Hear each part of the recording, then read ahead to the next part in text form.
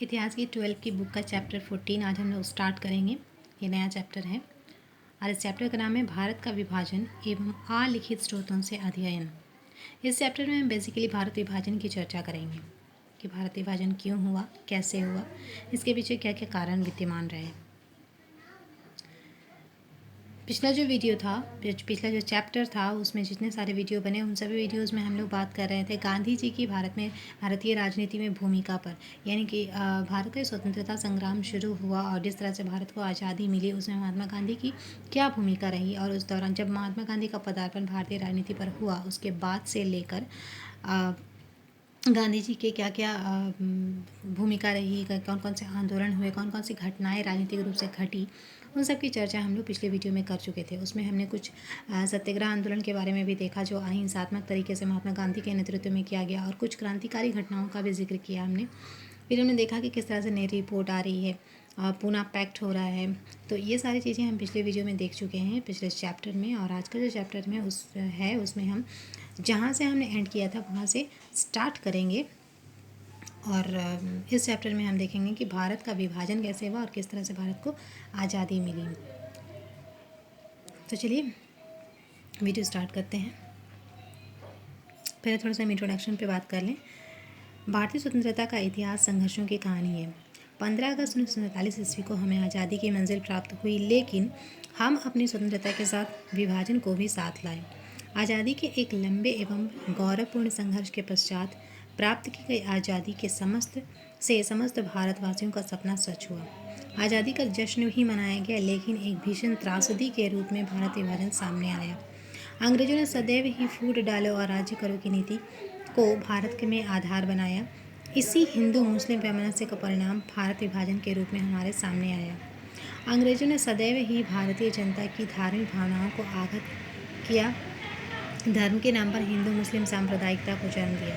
जाति धर्म के नाम पर आपसी मनमुटाव को हवा देते रहे, जिससे उनका भारत पर अधिकार बना रहा। मुस्लिम लीग के नेता मोहम्मद अली जिन्ना ने पाकिस्तान की मांग उठाई। इस मांग को अंग्रेजों ने अप्रत्यक्ष रूप से खूब हवा दी। स्थिति बहुत अधिक बिगड़ती जा रही थी। सांप्रदायिक दंगे प्रारंभ हो गए। भारत में गृह युद्ध जैसी स्थिति पैदा होने लगी। इसी कारण जो कांग्रेस व महात्मा गांधी भारत विभाजन को किसी भी हालत में रोकना चाहते थे, अंततः भारत विभाजन को राजी हुए। 3 सितंबर 1939 ईस्वी को द्वितीय विश्व युद्ध आरंभ हुआ। ब्रिटिश सरकार ने बगैर भारतीय नेताओं से चर्चा किए हुए भारतीयों को युद्ध में शामिल होने की घोषणा कर दी। इस तरह भारतीयों को बगैर लाभ हानि के युद्ध में धक्का दे दिया गया। तो इसमें बेसिकली ये बात कही जा रही है कि भारत जो है वो आज़ादी तो मिली, लेकिन बहुत ही संघर्षों के पश्चात आज़ादी मिली, लेकिन आज़ादी का जश्न हम नहीं मना सकें, क्योंकि हमें आज़ादी टुकड़ों में मिली थी। मतलब हमें आज़ादी बटे हुए भारत के रूप में मिली थी। हमारा जो भारत है उसे खंडित कर दिया गया था, भारत और पाकिस्तान बना दिया गया था, पाकिस्तान का निर्माण हो चुका था, जिससे एक तो हमारी एकता खंडित हुई, हमारी शक्ति कमज़ोर हुई, और दूसरी तरफ ये कि इस समय जो घटनाएं हो रही थी, सांप्रदायिक दंगे हो रहे थे, उसकी यादें जो हैं बहुत ही दर्दनाक रही हमारे जहन में। तो इसीलिए आज़ादी तो हमें मिली, लेकिन हमें जिस तरह से आज़ादी की खुशी होनी चाहिए थी उतनी खुशी हमें नहीं मिल पाई। ऐसे हालात ही पैदा कर दिए गए थे, जैसे शुरू से ही ब्रिटिशर्स की ये नीति रही कि वो हमेशा से ही फूट डालो और शासन करो की नीति में विश्वास करते रहे। तो इसलिए वो कमज़ोरी को अच्छी तरह से भांप चुके थे भारत की, और वो हमेशा से ये कोशिश करते रहे कि इसकी एकता को कैसे तोड़ी जाए। और हिंदू मुस्लिम सांप्रदायिकता को उन्होंने जन्म दिया और इसी को आधार बनाकर जो है वो और इसे हवा देते रहे। और मोहम्मद अली जिन्ना जो थे, जो मुस्लिम लीग के नेता थे, उन्होंने ही सर्वप्रथम पाकिस्तान की मांग उठाई, जिसको कि गांधी जी ने और कांग्रेसियों ने कभी सही नहीं माना, लेकिन उनको सही मानते रहे ब्रिटिशर्स, और उन्होंने अप्रत्यक्ष रूप से मोहम्मद अली जिन्ना को सपोर्ट करते रहे, उनको सहायता देते रहे और इस मांग को हवा देते रहे। लेकिन गांधी जी और कांग्रेस कभी भी इस बात के लिए तैयार नहीं थे। वो कभी भी अलग पाकिस्तान के निर्माण के लिए राज़ी नहीं थे। मगर कुछ ऐसी घटनाएं घटने लगी, जैसे बंगाल में, कलकत्ता में, ये सब सारी जगहों में सांप्रदायिक दंगे इतने ज़्यादा तीव्र हो गए कि अब अंततः ना चाहते हुए भी गांधी जी को और कांग्रेस को पाकिस्तान के निर्माण की, भारत विभाजन की जो बात थी उसमें सहमति देनी पड़ी, और फिर पाकिस्तान का विभाजन हुआ। पर प्रथम विश्व युद्ध में तो ये लालच देकर के उनकी सारी मांगों को स्वीकार कर लिया जाएगा, उन्हें औपनिवेशिक स्वराज दे दिया जाएगा, भारतीय सेनाओं का सपोर्ट वो प्राप्त कर चुके थे। लेकिन द्वितीय विश्व युद्ध में क्या हुआ था कि उन्होंने भारतीयों से या भारतीय नेताओं से बगैर पूछे ही भारतीय सैनिकों को युद्ध में झोंक दिया था। जैसे गांधी जी ने पुरजोर विरोध किया था, उसके बाद उन्होंने भारत छोड़ो आंदोलन भी शुरू किया था। तो ये सारी चीज़ें जो हैं भारत विभाजन के पीछे कारण के रूप में बहुत ही स्ट्रांगली विद्यमान रहे, जिसकी हम आज के वीडियो में चर्चा करेंगे। तो हम लोग आज पढ़ेंगे कांग्रेस मंत्रिमंडलों का त्याग पत्र देना 22 अक्टूबर 1939 को। आज हम देखेंगे कि ऐसी क्या बातें हुई जिसके कारण कांग्रेस के जो मंत्रिमंडल थे उन्होंने अपने पद से इस्तीफा दे दिया, त्याग पत्र दे दिया। सरकार ने भारतीयों को उनकी इच्छा के विरुद्ध द्वितीय विश्व युद्ध की आग में झोंक दिया था। इससे कांग्रेस सहित सभी भारतीय नेताओं को दुख हुआ। मतलब 1939 ईस्वी में जो द्वितीय विश्व युद्ध शुरू हुआ था, इस युद्ध में चूँकि भारतीयों को बिना पूछे उनकी मर्जी जाने भारतीय सैनिकों को युद्ध में शामिल कर लिया गया था, जिस बात से कांग्रेस के सभी नेता बहुत ज़्यादा नाराज़ थे। उन्हें लग रहा था कि कम से कम हमसे पूछना चाहिए था, पर ऐसा कुछ भी नहीं हुआ। और इसलिए द्वितीय विश्व युद्ध के समय कांग्रेस ने सरकार से युद्ध में उनकी भागीदारी से संबंधित बातें स्पष्ट करने को कहा। सरकार ने इस ओर कोई ध्यान नहीं दिया। कांग्रेस ने कार्यकारिणी के आदेशानुसार कांग्रेसी मंत्रिमंडलों ने 22 अक्टूबर 1939 ईस्वी को त्यागपत्र दे दिया। भारतीयों द्वारा सरकार की तीव्र आलोचना की गई। महात्मा गांधी ने वायसराय के द्वारा युद्ध में भारतीयों को उनकी सहमति के बिना शामिल करने की निंदा की और कहा, the Congress asked for bread and it got a stone. Rajendra Prasad ने भी इनका विरोध करते हुए कहा कि there is no room left for anyone to doubt that the policy remain what it has always been and that all talk about democracy and resistance to aggressions is not mean to apply to India.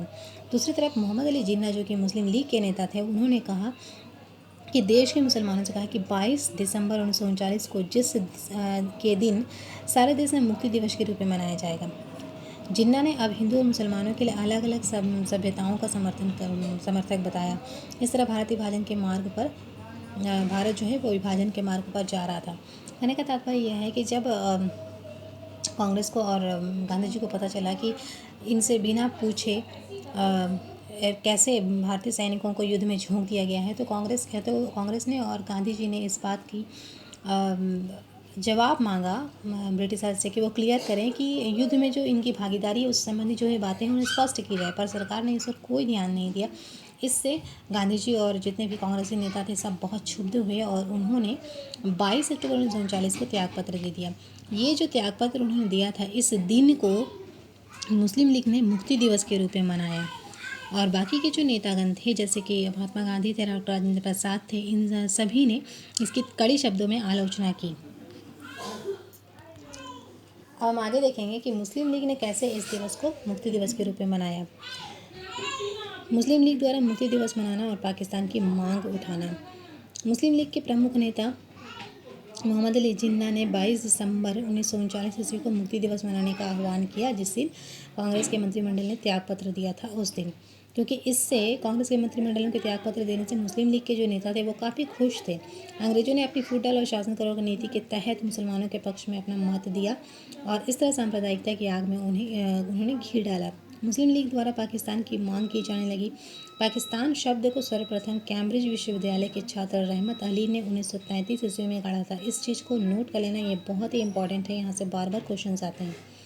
अब देखेंगे पाकिस्तान का निर्माण कैसे हुआ। अंग्रेजी में P से पंजाब, ए से अफगानिस्तान सीमा प्रांत और के से कश्मीर तथा एस से सिंध लिखा जाता है। पाकिस्तान का निर्माण करने के लिए जिन चार प्रांतों का चुनाव किया गया था वे सभी मुस्लिम बहुल वाले प्रांत थे। मतलब इन सभी प्रांतों में मुसलमानों की संख्या अधिक थी, इसलिए इन चारों प्रांत को मिलाकर पाकिस्तान प्रांत बनाने की मांग कही गई। 1930 ईस्वी में सर मोहम्मद इकबाल ने द्विराष्ट्रीय सिद्धांत दिया था। तो हमने देखा कि किस तरह से पाकिस्तान की मांग को उछाला गया और पाकिस्तान बनाने के लिए किस तरह से प्रांतों का चुनाव किया गया और उन प्रांतों के नाम के पहले अक्षर के आधार पर ही पाकिस्तान शब्द का निर्माण हुआ। और इस शब्द की मांग सबसे पहले किसने उठाई? कैम्ब्रिज विश्वविद्यालय के एक छात्र रहमत अली ने 1933 ईस्वी में।